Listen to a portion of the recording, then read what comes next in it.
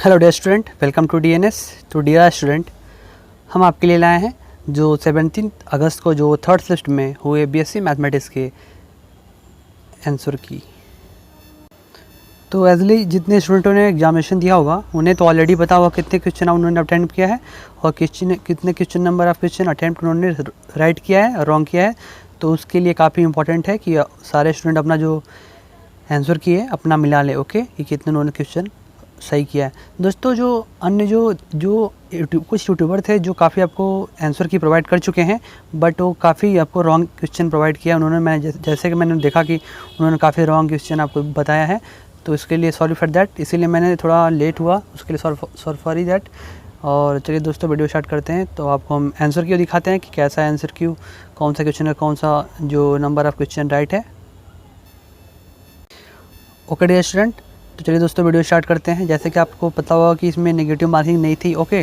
तो सिंपल आपको जैसे कि आप देख लीजिएगा जो बुकलेट सीरीज़ है, जैसे कि आपको पता होगा बुकलेट सीरीज़ ये है, ओके। तो बुकलेट सीरीज ये है, जिसका भी ये होगा उसका क्वेश्चन सब मिल रहा होगा, मैच कर रहा होगा स्टार्टिंग से। और जिसका नहीं मिल रहा होगा वो इधर उधर क्वेश्चन आपके होंगे, तो आप सिंपल उसको मिला लीजिएगा, ओके।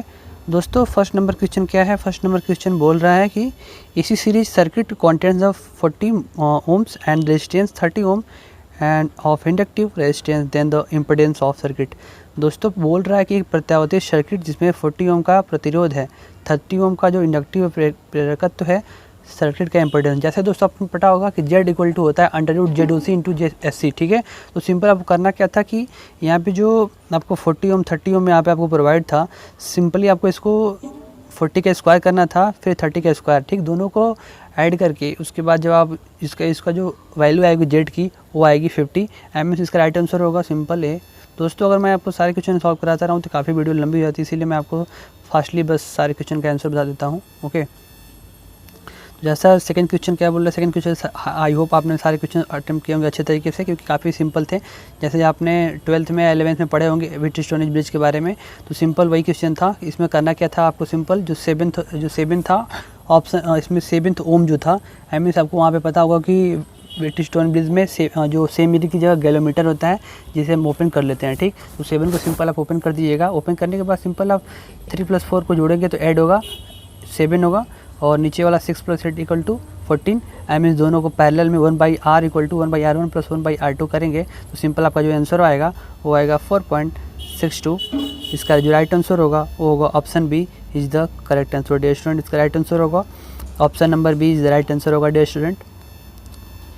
दोस्तों, एक क्वेश्चन तो मैंने ऑलरेडी आपको कराया है, वैसे आपने आई होप आपने इस क्वेश्चन को रॉन्ग नहीं किया होगा, ओके। इसका जो राइट आंसर है ऑप्शन ए है दोस्तों, ओके। दोस्तों, नेक्स्ट क्वेश्चन की तरफ बढ़ते हैं। नेक्स्ट क्वेश्चन क्या है? नेक्स्ट क्वेश्चन बोल रहा है कि what is the at what temperature at the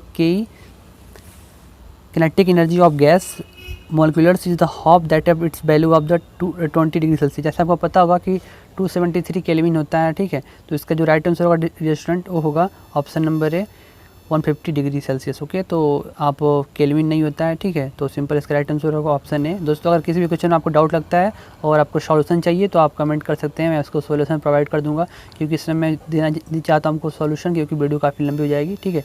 दोस्तों, नेक्स्ट क्वेश्चन की तरफ बढ़ते हैं। ऑप्शन नंबर 5 क्या बोल रहा है? ऑप्शन नंबर 5 की तरफ देखते हैं, ओके। बोल रहा है the bullet is the horizontally and gets the embedded is solid block resting on a frictional and surface in this process.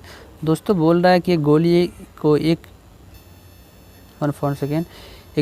एक ठोस ब्लॉक को एक विराम अवस्था में घर्षण रहित पर क्षैतिज दिशा में टकराती है तो इसमें घूम जाती है, तो प्रक्रिया दोस्तों क्या होगा?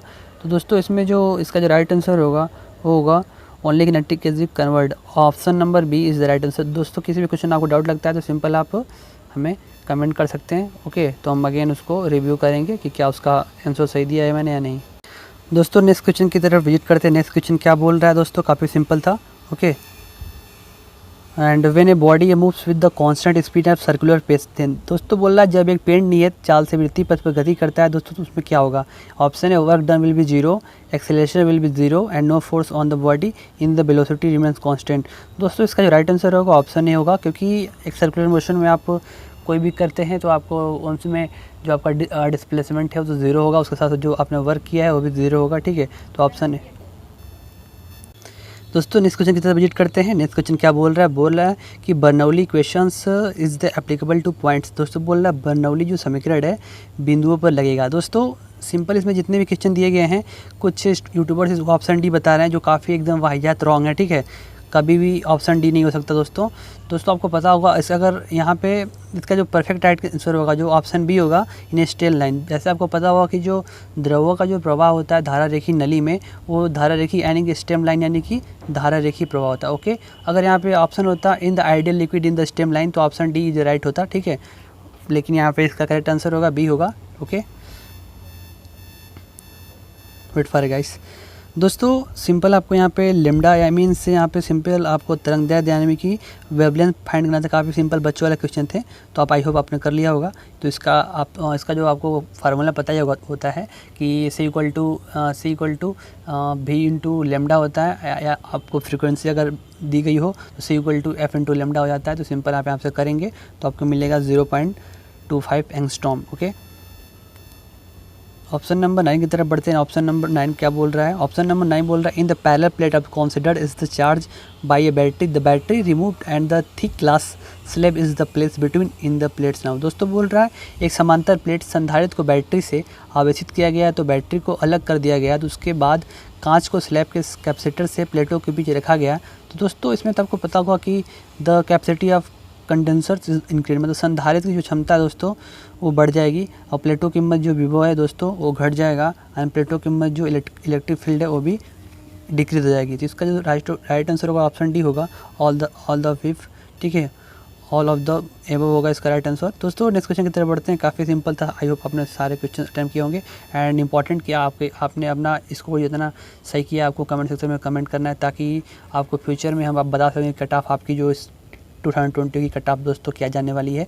तो आपसे हम्बल रिक्वेस्ट है कि आप एक बार ज़रूर अपना जो स्कोर आपका है अब एक बार कमेंट जरूर करिएगा, ठीक है। तो दोस्तों ऑप्शन नंबर 10 ने बोल रहा है कि polarisation of light proves that. दोस्तों प्रकाश का ध्रुवीकरण सत्यापित करता है। तो आपको पता होगा transverse wave nature of light, मतलब ऑप्शन सी इसका राइट आंसर होगा, ठीक है। ऑप्शन सी करेक्ट आंसर होगा डियर स्टूडेंट। दोस्तों नेक्स्ट क्वेश्चन की तरफ बढ़ते हैं। काफ़ी सिंपल बच्चों वाले क्वेश्चन थे, ठीक है। आई होप आपने सही किए होंगे। बोल रहा था propagation of the heat of vacuum takes place by. निर्वात में उष्मा का संचरण के द्वारा होता है। दोस्तों आपको पता होगा रेडिएशन के थ्रू होता है, ठीक है। जैसे आप देखा होगा लाइट भी होती है रेडिएट के रूप में फॉर्म में वो प्रोपिगेट करती है, ओके। दोस्तों नेक्स्ट क्वेश्चन की तरफ बढ़ते हैं। नेक्स्ट क्वेश्चन क्या बोल रहा है? नेक्स्ट क्वेश्चन है दोस्तों ये भी सिंपल था। सारे बच्चे जो इसको हम जान रहे हैं क्या है सर रॉन्ग आंसर मार्क किया होंगे, ऑप्शन ए मार्क किया होंगे, लेकिन इसका जो राइट आंसर होगा वो ऑप्शन सी होगा, ठीक। कैसे? आपको पता होगा कि R M equal to G M B upon R E, तो एम मीन से 2 से मल्टीप्लाई करना था, ठीक है। जैसे आप 2 से मल्टीप्लाई करेंगे 9.8 को, इसका जो राइट आंसर होगा 19.6 metre per second. Option C is the right answer dear student होगा, ओके। दोस्तों नेक्स्ट क्वेश्चन की तरफ विजिट करते हैं। नेक्स्ट क्वेश्चन क्या बोल रहा है? नेक्स्ट क्वेश्चन दोस्तों है बोल रहा है beats are the result of, मतलब बिट्स का परिणाम दोस्तों क्या है? Diffraction, interference, polarisation, superposition of the two waves of nearly equal frequency. दोस्तों आपको पता होगा इसका राइट आंसर डी होगा, 2 लगभग बराबर फ्रीक्वेंसी वाली तरंगों के अध्यारोपण का, ठीक है। Option D is the right answer होगा डियर स्टूडेंट। नेक्स्ट क्वेश्चन की तरफ बढ़ते हैं। नेक्स्ट क्वेश्चन क्या है? ऑप्शन नंबर 14 है। ऑप्शन नंबर 14 क्या बोल रहा है? बोल रहा है with two bodies of colloids elastically of the force of interaction of the between them. दोस्तों आपको पता होगा इसका जो राइट आंसर होगा कंजर्वेटिव, यानी कि ऑप्शन ए इसका राइट आंसर होगा, ठीक है। ऑप्शन ए इसका राइट होगा, option A the correct answer dear student. Next question की तरफ बढ़ते हैं। नेक्स्ट क्वेश्चन क्या बोल रहा है? बोल रहा है PIB डायग्राम फॉर द एडिबेटिक का process in the show in the figure. दोस्तों दिया गया है रुद्धोष्म प्रक्रम का PIB जो दर्शाया गया। दोस्तों आपको सिंपल पता होगा कि इसमें डिक्रीज आपको बताना है, ठीक है। कौन सा इसमें जो रुद्धोष्म है उसमें कौन सा इसमें टेम्परेचर जो है आई मीन एडिबेटिक PIB डायग्राम में आपको डिक्रीज क्रम बताना है PIB के क्रम में, ठीक है।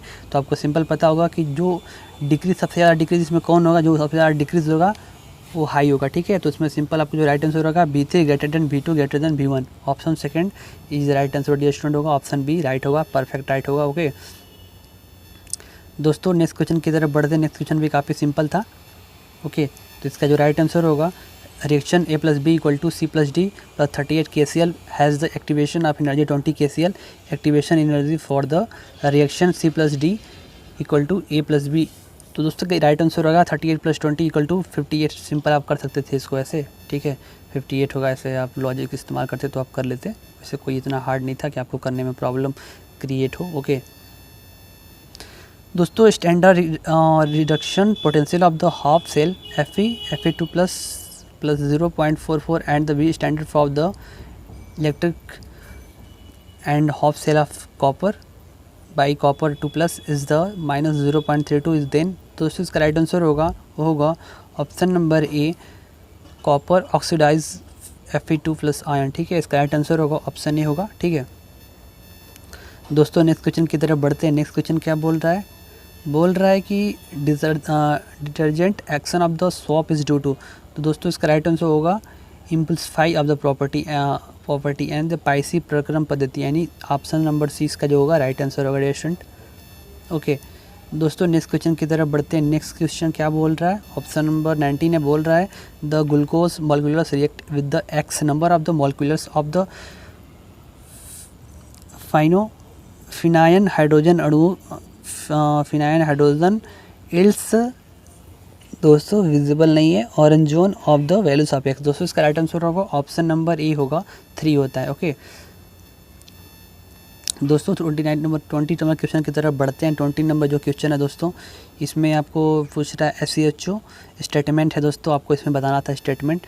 दोस्तों इसका जो राइट आंसर होगा वो होगा ऑप्शन नंबर 3, ठीक है। ऑप्शन सी इसका करेक्ट आंसर होगा, आप देख लीजिएगा अपने थ्रू एंड से, ऑप्शन सी इसका करेक्ट आंसर होगा। ओके दोस्तों 21 नंबर क्वेश्चन की तरफ विजिट करते हैं। 21 नंबर क्वेश्चन क्या बोल रहा है? ठीक है, बोल रहा है among the following of the compound that can be most radially of sulphonated. Okay बोला निम्नलिखित में से कौन सा?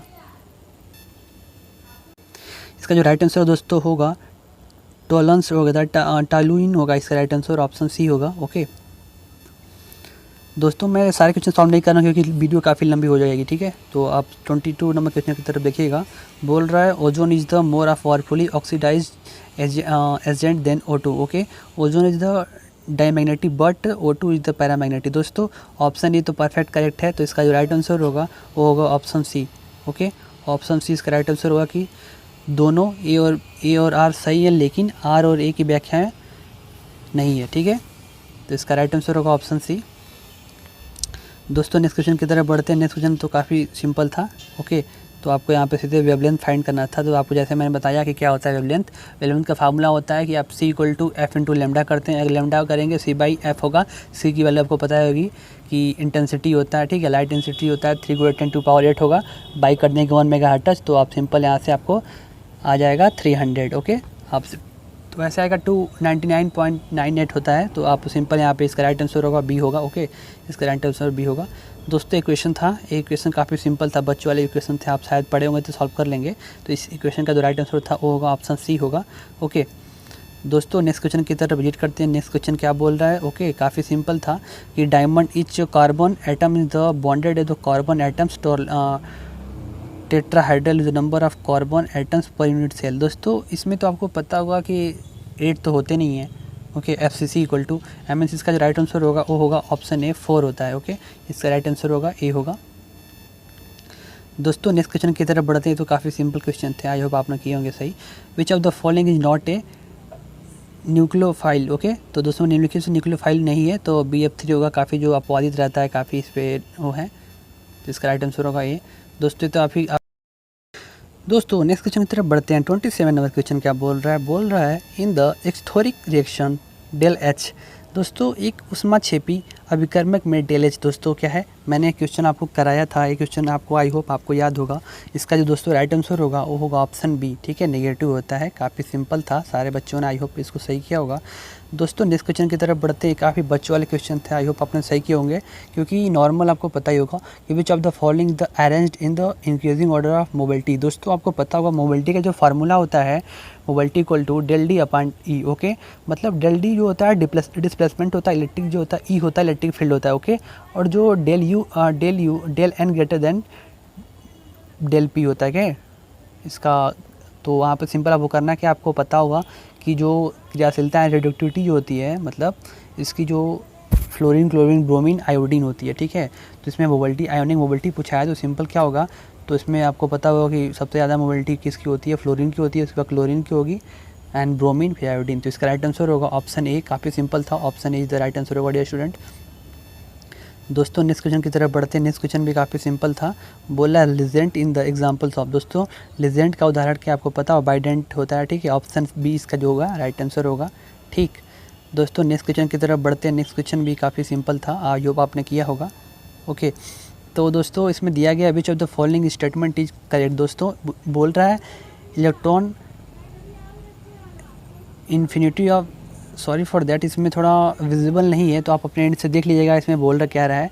दोस्तों इसमें बोल रहा है कि इसमें से करेक्ट कौन सा है, ठीक है। तो दोस्तों आई होप मैंने सारे क्वेश्चन जितना मुझे आज तक पता है, जितना आज तक मैंने पढ़ा है, मुझे तो लगता है कि इसमें तीनों सही हैं, ठीक। लेकिन बट ये जो ऑप्शन है इनकरेक्ट है, लेकिन आई होप मैं इसमें देखिए ऑप्शन नंबर 4 तो तीनों में दिया है, ठीक है। तो ये ऑप्शन पर सेकंड बचता है और सेकंड और थर्ड होगा। दोस्तों इसको मैं रहने देता हूँ, ठीक है। इस पर अभी संशय बना है, ओके। तो इसको आप क्रॉस चेक कर दीजिए, इसको मैं एक बार और चेक करूँगा। ऐसे इसका राइट आंसर मुझे पता नहीं है, मैंने सारे सोर्सेज से इसको चेक किया, बट मुझे सही अच्छे रिस्पॉन्स मुझे नहीं मिले, ओके। तो मैं आपको बाद में इसको बता दूँगा क्वेश्चन का सॉल्यूशन, ओके। दोस्तों नेक्स्ट क्वेश्चन की तरफ बढ़ते हैं। नेक्स्ट क्वेश्चन क्या बोल रहा है, यहाँ पे प्रोबेबिलिटी से क्वेश्चन थे, प्रोबेबिलिटी से आपको था। तो सिंपल आपको करना क्या था, if the two number of appearing in the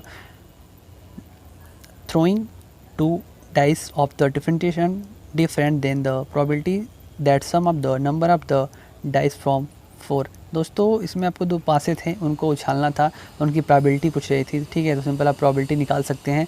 तो 2/30 एमएन 1/15, इसका जो राइट आंसर होगा वो होगा option number D is the right answer dear student होगा। काफ़ी बच्चे वाले थे दोस्तों। एक क्वेश्चन था 32 नंबर क्वेश्चन था, 32 क्वेश्चन नंबर पूछा था alpha beta the roots of x² + 7x + 10 is the value of the alpha square plus beta square.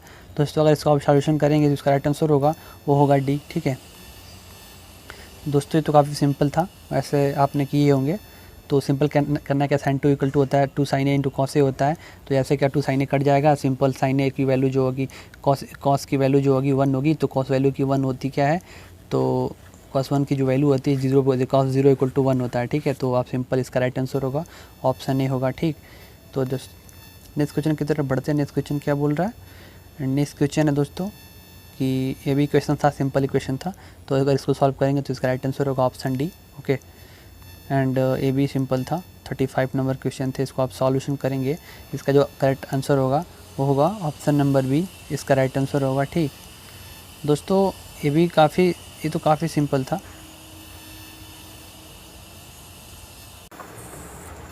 48 number question क्या बोल रहा है, सिंपल क्या है, जिसमें इसमें वैल्यू होती है i⁻³ = -i होता है, ठीक है। जैसे आप यहाँ पे पुट करेंगे तो यहाँ पे जो वैल्यू आएगी 0 आ जाएगी, ठीक है। इसका राइट आंसर होगा option D is the correct answer student.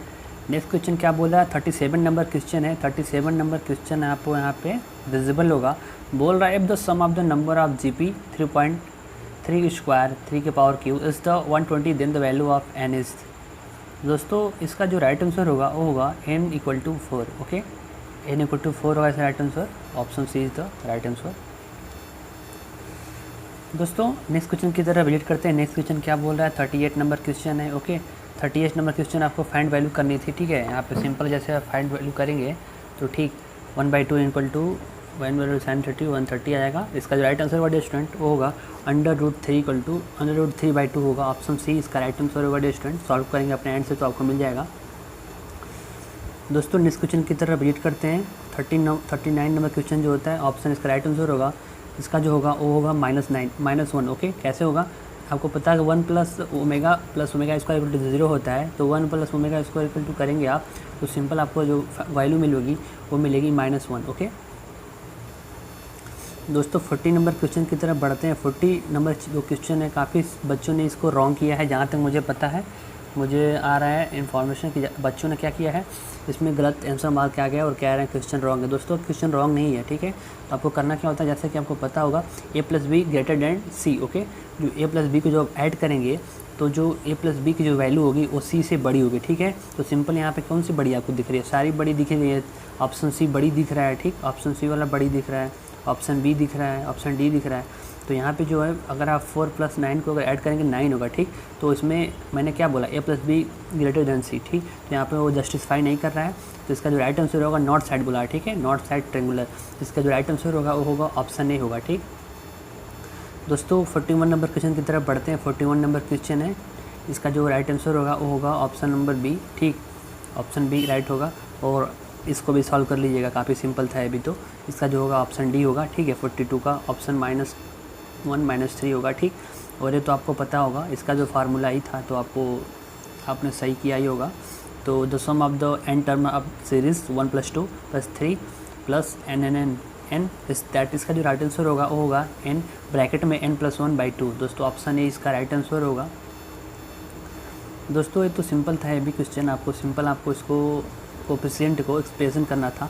जैसे एक्सप्रेशन करेंगे आपको वो मिलेगा 9/7, ठीक है। तो आप गलती से आप ये मत मारिएगा, इसका ये होगा ऑप्शन सी, ऑप्शन डी इसका राइट आंसर होगा, ठीक। दोस्तों 45 नंबर क्वेश्चन क्या था, 45 नंबर क्वेश्चन था इलिप्स से आया था, ठीक है। आपको पता होगा इलिप्स से इसको आया था। सिंपल आप सॉल्यूशन करेंगे, क्या बोला था, जैसे आपको पता होगा कि जो इसेंट्रिसिटी का जो फार्मूला होता है b² = e² - 1 - b², ठीक है। तो आप सिंपल e = √, होता है 1 - b²/a। तो सिंपल आप इसको सॉल्व करेंगे, तो इसका जो राइट आंसर होगा वो होगा बी, ठीक है, बी इसका करेक्ट आंसर होगा। दोस्तों 46 नंबर क्वेश्चन की तरफ बढ़ते हैं। 46 नंबर क्वेश्चन क्या बोल रहा है, इसमें जो बोल रहा है find the odd figure out from the following, ठीक है। 8 + 30 21 32 47 63। तो सिंपल आपको यहाँ पे करना क्या था, इसमें जो आप करेंगे 32 + 40 करेंगे तो कितना आएगा 46। तो दोस्तों यहाँ पे जो क्वेश्चन दिया है यहाँ पे सारे रॉन्ग दिए हैं, बट आप अप्रॉक्सीमेटली अगर आप लेते हैं तो इसका राइट आंसर होगा ऑप्शन ए, ठीक है। 47 होगा इसका right answer. And 47 number question की तरफ बढ़ते हैं। 47 नंबर क्वेश्चन क्या बोल रहा है, बच्चों जी no is the roof of the world. दोस्तों सारे बच्चों ने किया होगा, सिंपल था। विश्व की छत किसे कहते हैं, तो दोस्तों कहते हैं तिब्बत को, यानी पामीर का पठार, ठीक है। इसका राइट आंसर होगा ऑप्शन सी। दोस्तों ये तो क्वेश्चन मैंने कराए होंगे, अगर आपने गलती से इसको गलत किया होगा तो बहुत मैं सैड हूँगा इसके लिए, क्योंकि मैंने आपको ऑलरेडी क्वेश्चन कराए थे कंप्यूटर से रिलेटेड काफ़ी बेसिक्स, ठीक है। तो आपको पता होगा सबसे स्मॉलेस्ट कंप्यूटर की जो बिट्स होती है, यूनिट होती है, वो होती है bits. Option A is the right answer.